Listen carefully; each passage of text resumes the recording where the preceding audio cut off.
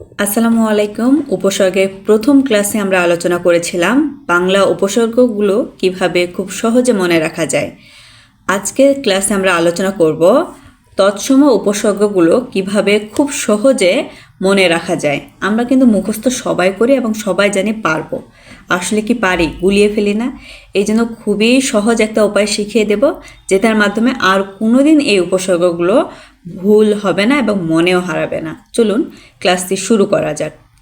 তৎসম উপসর্গ কথাটির মাঝেই একটি উপসর্গ লুকিয়ে রয়েছে। তৎসম উপ, এই উপ একটা উপসর্গ। তাহলে আমরা মনে রাখবো তৎসম উপসর্গের উপ হচ্ছে তৎসম উপসর্গের একটি উপসর্গ। আমরা সকলে জানি যে তৎসম উপসর্গ হচ্ছে 20টি। তাহলে 20টির মধ্যে একটি পেয়ে গেলে আমাদের কয়টি লাগবে? আর 19টি উপসর্গ আমাদেরকে মনে রাখতে হবে। তার জন্য একটি লাইন জাস্ট মনে রাখবো। ধরেন একটা খুব ভালো মানুষ, সে নিরপরাধ মানুষদের নিয়ে কাজ করে। ধরেন আমি হচ্ছে অনু নামের একটা মেয়ে। তো যে মানুষটা কাজ করে তিনি আমাকে বলতেছেন, অনু শুনছ, নিরপরাধ অভি অভি একটা বাচ্চা, অপি একটা বাচ্চা, এরা নিরপরাধ অর্থাৎ কোনো অপরাধ করেনি। এই নিরপরাধ অপির প্রতি সমানভাবে অতি উৎসাহ নিয়ে আমাদের অধিক কাজ করা দরকার। পরিশেষে একটি উপসর্গ বাদ থাকবে, সেটি হচ্ছে অব।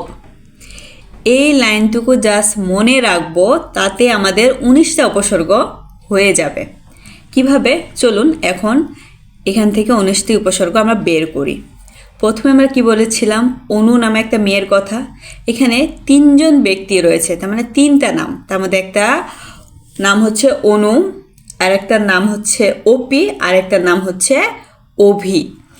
অনু একটা উপসর্গ, তৎসম উপসর্গ, অপি একটা তৎসম উপসর্গ এবং অভি একটা তৎসম উপসর্গ। অপির আগে কি ছিল? অপির আগে ছিল তারা নিরপরাধ। নিরকে এবার আমরা ভেঙে ফেলি, নিরপরাধটাকে এবার আমরা ভাঙব।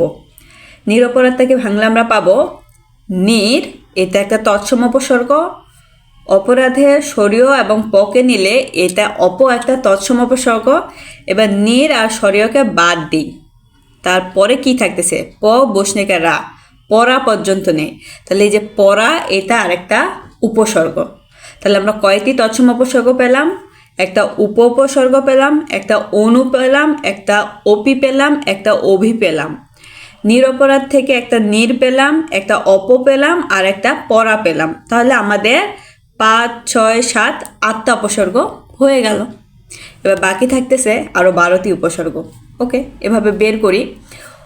মনে রাখবেন অপির পূর্বে ছিল নির অপরাধ, আর অভির পরে কি ছিল বলুন? প্রতি। এই প্রতিকে এখন আমরা ভাঙবো। প্রতিকে ভাঙলে সামনে পাচ্ছি প্র। এই প্রটা একটা তৎসম উপসর্গ, আর প্রতি পুরাতে আরেকটা তৎসম উপসর্গ। তাহলে আমরা 10টা তৎসম উপসর্গ পেয়ে গেলাম।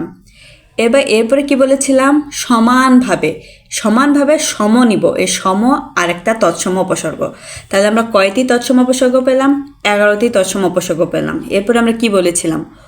অতি। তাহলে অতি একটা তৎসম উপসর্গ। তাহলে আমরা আরও একটি তৎসম উপসর্গ পেলাম। এরপর আমরা কি বলেছিলাম? উৎসাহ নিয়ে অধিক কাজ করা দরকার। এই উৎসাহের উৎ একটা তৎসম উপসর্গ, অধিকের অধি একটা তৎসম উপসর্গ।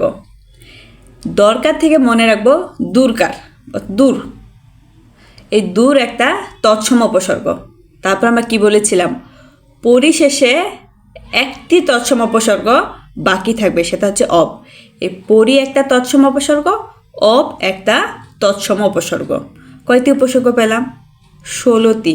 এখন আমাদের আরও 4টি উপসর্গ দরকার।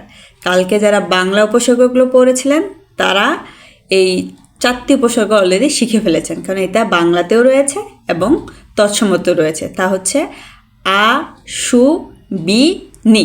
আবার আমার সাথে পড়েন, আ, সু, বি, নি।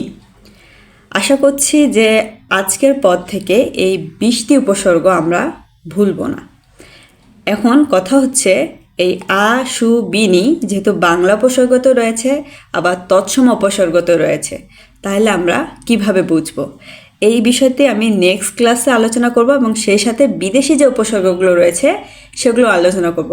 তাহলে এইভাবে প্রতিটি উপসর্গ মনে রাখার জন্য বা শেখার জন্য আমার চ্যানেলটিকে সাবস্ক্রাইব করুন এবং কালকে ক্লাসে দেখে বিদেশি উপসর্গগুলো খুব সহজে বুঝে নিন বা শিখে নিন। সম্পূর্ণ ক্লাসটি দেখার জন্য অসংখ্য ধন্যবাদ।